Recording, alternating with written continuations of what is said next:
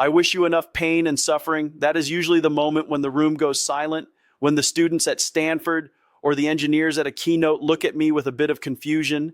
In a world that constantly tells you to seek comfort, to seek efficiency, and to find the easiest path to success, I stand before you and I wish upon you great doses of adversity, because character is not formed in the sun, it is forged in the fire. Resilience, the single most important trait for any leader, any engineer, and any human being, is not something you are born with. It is a muscle. And if you don't tear that muscle, it never grows. When I look back at the history of NVIDIA, people see the trillion-dollar valuation. They see the H100s. They see the leather jacket. But they don't see the periods where we were 30 days away from going out of business. They don't see the moments where I had to stand before the entire company and admit we were wrong, that our architecture was a failure, and that we had to pivot or die. Those moments of suffering were the greatest gifts we ever received. They forced us to look at the world through first principles. They stripped away the ego and left only the physics of the problem. Today, we are standing at the edge of the greatest transition in the history of technology. It is a moment of profound change, and yet I see so many of you preparing for a world that no longer exists. For 30 or 40 years, the mantra of the tech industry, the advice given to every bright young mind, was simple: learn to code. We told you that computer science was the ultimate language, that if you could master C++ or Java or Python, you held the keys to the kingdom. I am here to tell you that the era of coding as we know it is over. The traditional discipline of computer science is reaching its logical conclusion. But don't misunderstand me, this is not a eulogy. This is an invitation to lead. We have spent decades trying to bridge the gap between how humans think and how computers calculate. We created these elaborate, complex languages so that we could speak to the machine in its own dialect. We spent years of our lives learning the syntax, the semantics, the peculiar logic of compilers. We turned ourselves into translators. We forced the human brain to adapt to the silicon. That gap has now closed. With the advent of generative AI and accelerated computing, the programming language of the future is no longer a technical language, it is natural language. For the first time in history, the barrier to entry for creating technology is zero. Everyone is a programmer now. If you can speak, if you can frame a problem, if you can articulate a vision, you can command the most powerful computers ever built. This is why I say, don't learn to code, learn to lead. When the machine understands our language, the value of the translator drops to zero, but the value of the visionary scales to infinity. The world doesn't need more people who can write lines of code. The world needs people who can identify a problem that is worth solving. We need people who can look at the biology of a cell, the physics of a climate model, or the inefficiencies of a global supply chain and say, I have a first principle solution for this. The computer is no longer just a tool for processing data. It has become an intelligence factory. This is the new industrial revolution. In the old revolution, we took raw materials like coal and water and turned them into steam and electricity. In this new revolution, we take raw data and we turn it into tokens of intelligence. And just like the steam engine changed everything about how we moved and built, the intelligence factory will change everything about how we think and create. At NVIDIA, we don't think about markets. We think about problems. We have a very flat structure because I don't want layers of management filtering the truth. I want the truth to be accessible to everyone in the company.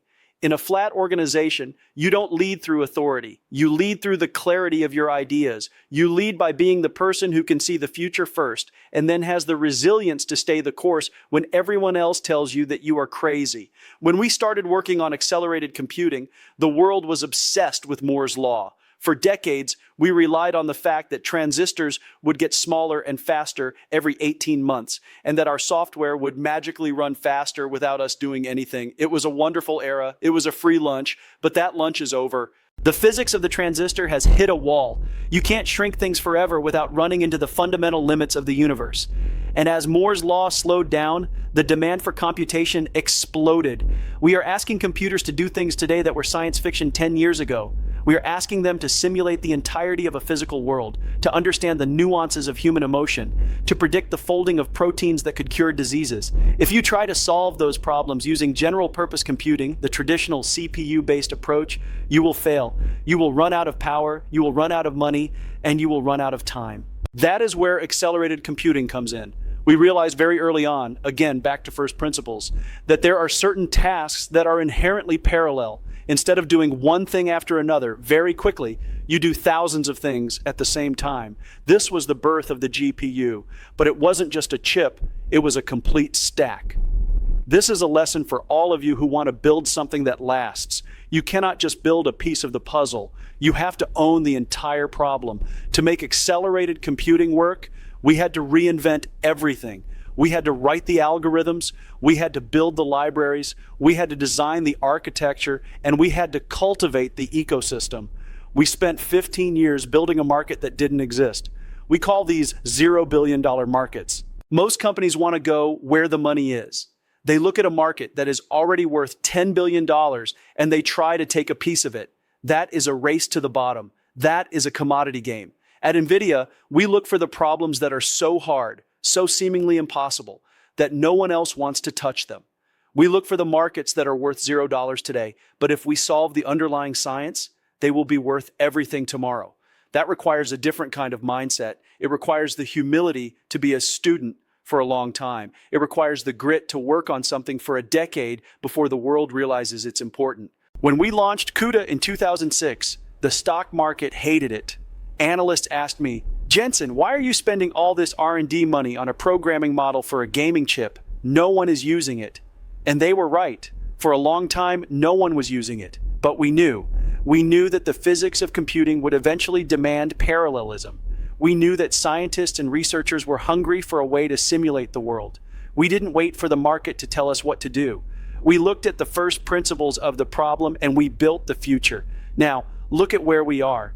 Every single AI model in the world today, every large language model that is shocking the world with its capabilities, is trained on the foundation we laid 20 years ago. It wasn't luck. It was the result of leaning into the pain of an unsolved problem. The end of computer science means that the focus is shifting from the how to the why. If you are a student today and you spend all your time learning how to optimize a sorting algorithm in C++, you are learning a skill that the AI can already do better than you. You are becoming a technician in an era that needs architects. The real skill is leadership. The real skill is the ability to connect the dots between different domains. I tell people all the time, the best job I ever had was cleaning toilets at Denny's. I'm not joking. I was the best dishwasher and the best toilet cleaner they ever had. I didn't see it as a low job. I saw it as a job that needed to be done, and I decided to do it with excellence. That is the beginning of leadership. It's not about the title. It's about the standard you set for yourself and the people around you. If you can approach a $0 billion problem with the same intensity that I used to clean those tables, you will be unstoppable. The transition from the CPU era to the accelerated computing era is not just a hardware upgrade. It is a fundamental shift in the soul of technology. In the old way, you wrote a program. You gave the computer a set of instructions. If this, then that. It was a deterministic world. It was a world of rules. In the new way, you don't write the program. You train the model. You provide the data. You define the objective, and the machine learns the pattern. The machine becomes the program. This is a massive leap. It means we can now solve problems that are too complex for human beings to write rules for. Think about autonomous driving. You can't write enough if-then statements to account for every possible situation on a busy street in Ginebra or San Francisco. The edge cases are infinite, but you can train an end-to-end neural network to see, to perceive, and to react the way a human does, only better, faster, and with 360-degree vision. We are doing the same thing for drug discovery. We are doing the same thing for weather prediction. We are doing the same thing for the discovery of new materials. We are no longer limited by what we can encode. We are only limited by what we can imagine. And this brings me back to you. If the barrier to entry is gone, if the computer now speaks your language, what are you going to say to it? What is the vision you are going to pursue? Many of you are afraid of this change. You worry that AI will take your jobs, that it will make your skills obsolete. Let me tell you, AI will not take your job, but a person using AI will. The urgency of this moment cannot be overstated. We are in a race, not a race against each other, but a race against the limits of our own legacy thinking. The world is moving so fast that if you stop to catch your breath, you might find yourself in a different century. I see people waiting for the right time to start a project or to learn a new domain. They wait for the uncertainty to clear. Let me give you a secret from 30 years in the trenches. The uncertainty never clears. If it's certain, someone else is already doing it. The opportunity lies in the fog. You have to be willing to run even when you can't see the finish line. You have to be willing to walk into the suffering because that is where the growth is. When I think about the next decade, I don't see a world of passive consumers of technology. I see a world of creators. I see a world where a teenager in a small town can use a natural language prompt to design a new type of solar cell, simulate its efficiency in an omniverse digital twin, and send the specs to a robotic factory for production. That teenager didn't need to spend 4 years learning the syntax of a coding language. They needed a vision. They needed the leadership to bring that vision to life. We are democratizing the power of the gods. The question is, do you have the character to handle it? To answer that, you have to look at the very foundation of how we build things. For the last several decades, the world was obsessed with the specialist. We told you to go deep into one narrow vertical, to learn the syntax of one specific machine, and to spend your life perfecting that one craft. But in the era of generative AI, the value of the narrow specialist is being superseded by the value of the generalist leader. This is the core of why I say computer science, in its traditional form, is nearing its end. We are moving from an era of specification to an era of intention. When I look at the most successful people at NVIDIA, they aren't necessarily the ones who can write the most elegant kernels. They are the ones who can see the omniverse before it exists. They are the ones who understand that the future of manufacturing isn't just a physical factory, but a digital twin that obeys the laws of physics. They are the ones who realize that every physical thing we build must first be a digital thing. To lead in this environment, you don't need to know how the compiler works. You need to know how the world works. You need to understand biology, chemistry, social systems, and the fundamental physics of the problem you are trying to solve. This is the ultimate democratization. We are giving everyone the ability to be a CEO of their own ideas. Think about the struggle we had in the early days of the Riva 128. We had just come off the failure of the NV1. We had spent all our money, we had hired the best people, and we had built a product that the market didn't want.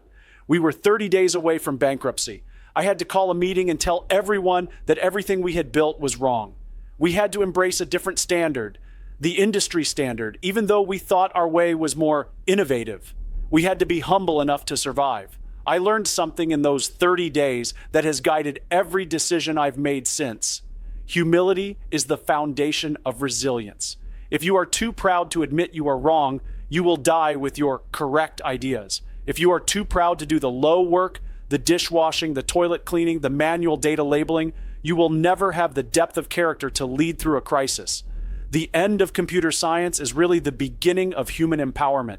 We are finally at a point where the machine is working for us, rather than us working for the machine. For 50 years, we have been computer literate. We had to learn the computer's language to be productive. Now, the computer is human literate. It has learned our language. This flips the entire script of human history. In this new world, the most valuable skill is no longer coding. It is domain expertise combined with visionary leadership. If you are a biologist, you should be a biologist who knows how to use AI to fold proteins. If you are an architect, you should be an architect who knows how to use AI to design sustainable cities. The coding part will be handled by the most powerful, most efficient, most tireless engineer ever created, the AI itself. Your job is to be the captain. Your job is to set the direction. Your job is to ask the right questions. At NVIDIA, our structure reflects this philosophy. I don't have one-on-ones with my direct reports. Why? Because a one-on-one is a silo. It's a place where information goes to be hidden or managed. Instead, we have work reviews where anyone can join. We want the best ideas to win, not the highest rank. We want to solve the problem, not protect the ego. If you want to lead in the era of AI, you have to break down the silos in your own mind. You have to be willing to be wrong in front of everyone so that the organization can be right. We are building intelligence factories. These are the data centers of the future. In the past, a data center was a place where you stored files. In the future, a data center is a place where you produce intelligence. It takes in raw data, It processes it through a massive array of GPUs, and it outputs tokens of value. This intelligence will be embedded in everything. Your car will be intelligent. Your toaster will be intelligent. Your medical records will be intelligent. This is the iPhone moment for every single industry on the planet. And just like the iPhone didn't just change the phone business, it changed the photography business, the music business, the mapping business, and the social media business. AI will change everything. But with this power comes a massive responsibility. People ask me about the dangers of AI, about the alignment problem. My answer is always the same. The best way to align AI is to have it built by people with strong character and clear first principles. If we build AI to solve the world's most difficult problems, cancer, climate change, energy scarcity, we are aligning it with the survival and flourishing of humanity. If you spend your life chasing easy money or easy code, you are not preparing yourself for this responsibility. You are not building the muscle of resilience. I want you to seek the hard things. I want you to go to the places where there is no roadmap. I want you to look at a $0 billion market and see a $1 trillion future, because that is where the real work of your life will happen. The work of your life is not a job description. It is the contribution you make that didn't exist before you got there. At NVIDIA, we believe that if someone else can do it, we shouldn't.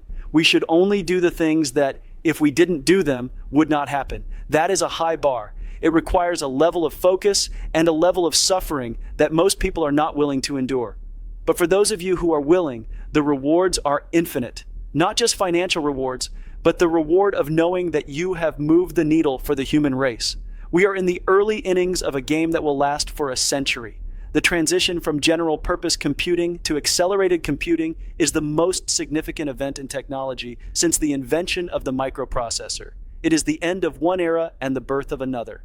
The era of the coder is fading. The era of the leader is here. So, my message to you is simple.